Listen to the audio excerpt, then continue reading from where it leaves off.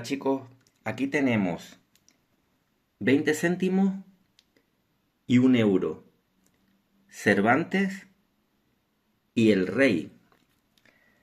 Interesante esto del movimiento circular, donde ambas monedas recorren ángulos iguales en tiempos iguales, sin embargo, sus caminos son distintos. Por lo tanto, tendrán la misma velocidad angular, pero distintas velocidades lineales. ¿Y qué ocurre con la frecuencia? ¿Y con el periodo? ¿Y con la aceleración normal? Pues vamos a verlo mejor con un ejemplo numérico. Pues aquí está el ejemplo.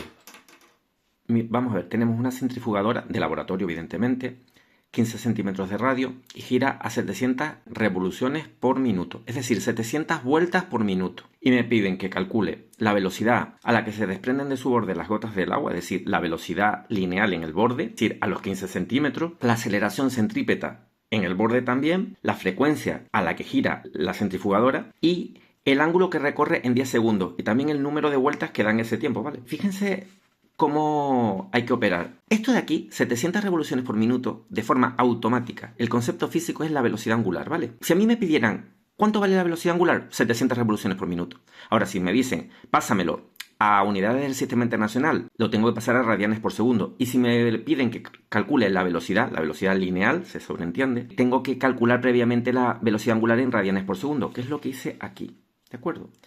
Velocidad angular son esas 700 vueltas por minuto que les dije, 700 revoluciones por minuto.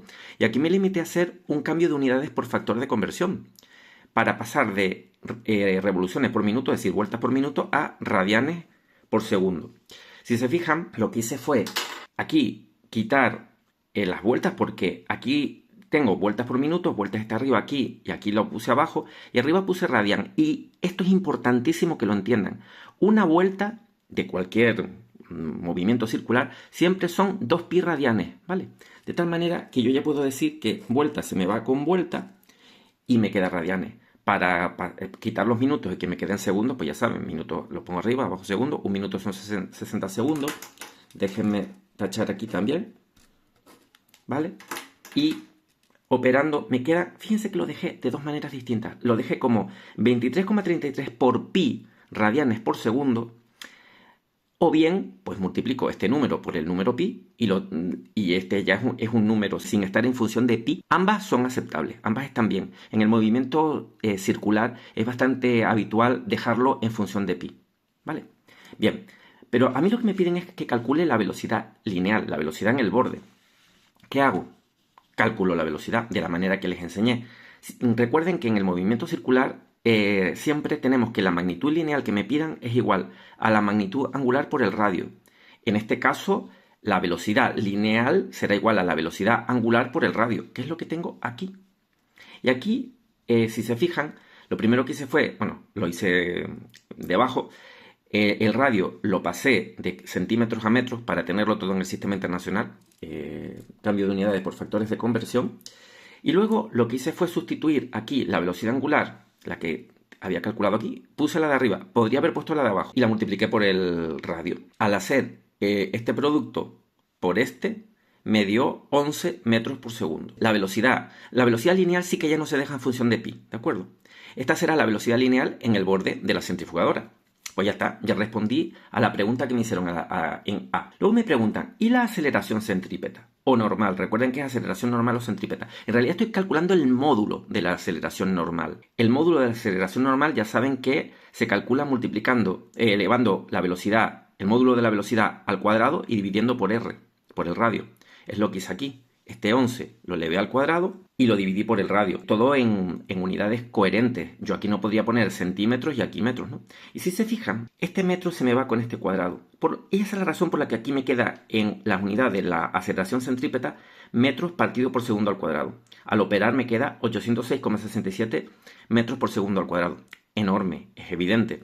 Les recuerdo que es una centrifugadora de laboratorio. Luego me preguntan, ¿y la frecuencia? Pues para calcular la frecuencia, yo primero tengo que obtener el periodo. Y aquí utilicé una cosa que a algunos les molesta, que es una regla de 3. donde si la velocidad angular era de 700 revoluciones por minuto, como pone ahí, eso quiere decir que en un minuto da 700 vueltas. Es decir, en 60 segundos da 700 vueltas. Ya me lo dice, 700 revoluciones por minuto. Un minuto, 700 vueltas, ¿vale? Pero por definición, ¿qué es el periodo? El periodo es el tiempo en dar una vuelta. Digo, pues, en una vuelta, ¿cuánto tiempo tardará? Es decir, ¿cuál será el periodo? Pues aquí, pues, 1 por 60 entre 700. Y me dice que el periodo de esa centrifugadora es de 8,57 por 10 a la menos 2 segundos. Y como ustedes saben, la frecuencia es la inversa del periodo. No tuve más que dividir 1 entre el valor del periodo y obtuve esto de aquí. Que si se fijan, esto es segundo a la menos 1. Que así estaría bien como unidad de frecuencia. Pero en honor a Hertz, esta unidad es el hercio, ¿vale? Es decir, la frecuencia es 11,67 hercios. Pues ya está. Ahora vamos a responder al apartado de el ángulo recorrido en 10 segundos y, bueno, aquí no lo puse, pero ya lo veremos, y el número de vueltas que da en ese tiempo.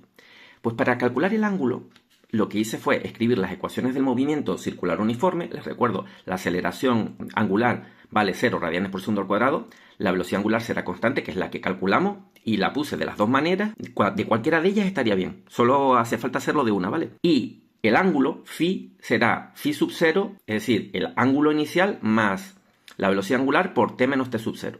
Lógicamente, nosotros vamos a suponer que el observador está justo donde comienza el movimiento, por lo tanto, phi sub 0 valdrá 0, este sería el ángulo inicial y no va a haber un desfase temporal, es decir, desde el momento en el que empieza el movimiento o desde el momento en el que empieza el estudio del movimiento, le damos el cronómetro, por lo tanto, t sub 0 vale 0.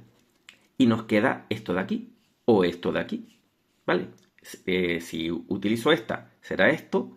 Si utilizo esta, será esto. Este será el ángulo recorrido en cualquier instante. Lo voy a poner de esta manera, para que se acostumbren. Esto se suele representar así, phi de t. Pero a mí me lo piden para 10 segundos. ¿Qué ángulo recorre en 10 segundos? Pues me limito a sustituir aquí por 10. Lo hice en esta arriba y en esta abajo. Esto y esto es lo mismo. Si ustedes multiplican esto por pi, les dará esto. Es decir, en 10 segundos recorre 233,3 pi radianes. Y ahora me dicen, ¿y cuántas vueltas da en esos 10 segundos? Pues voy a obtener el número de vueltas utilizando una regla de 3. Una vuelta, ya les digo, son 2 pi radianes. Eso ténganlo en cuenta. Apréndanlo bien. Y a mí me dice, vale, pero no vas a recorrer 2 pi radianes, vas a recorrer 233,3 pi radianes. ¿Ven que utilice esta de aquí? Es que es más cómodo. 233 pi radianes, ¿cuántas vueltas serán? Pues esto por esto entre esto. Y aquí, fíjense, miren por qué usé esa. Esto se me va con esto, simplemente es dividir este número entre esto y me da 116,65 vueltas. Por supuesto, si yo hubiera utilizado este valor de phi, del ángulo, y lo hubiera puesto aquí, habría obtenido lo mismo. Pues chicos, este es el modo de abordar el movimiento circular uniforme. Como ven, no es especialmente complicado, simplemente hay que ser un poco ordenados, como siempre les digo. Bueno, un saludo.